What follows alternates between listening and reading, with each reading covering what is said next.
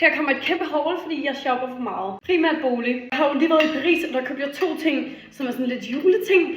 En kæmpe stor sådan glas i juletræ, som faktisk kan løse. Og så det her fad, fordi jeg kunne lige se en flæskesteg ligge her.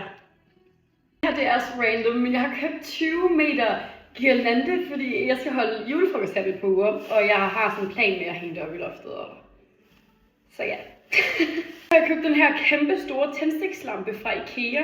Hvilket var sådan en, jeg tror kunne være et samleobjekt i fremtiden. Så har jeg rigtig mange måneder let efter de her magasiner. Og endelig fandt jeg dem. De er jo en lille smule pricey, fordi at det er antik. Altså, men jeg har i hvert fald købt 7 magasiner i alt. Og de hænger herinde. Og det er så godt. Så var jeg i genbrugen sammen med min mor, der fandt jeg 2 kæmpe store billeder med rammen. 200 kroner stykket. Det her det er den første, som er sådan en gammel Coca-Cola-reklame, tror jeg. Så fed. Det her det er den anden plakat, som er sådan en gammel Karoline med. Og også en gammel reklame. Jeg ved ikke lige, hvorfor det var det, jeg faldt for den dag. Men sådan en sød lille dreng, der står og spiser en østemad. Meget sødt. Så har jeg også købt den her julestjerne.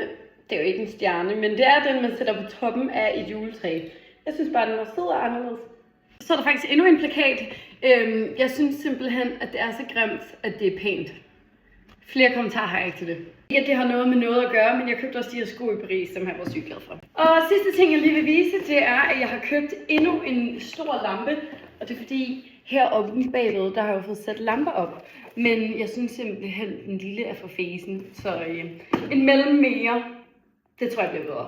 Det var alt for mit haul. Jeg kan simpelthen ikke huske flere ting lige her på kommando, men jeg har sikkert købt mere.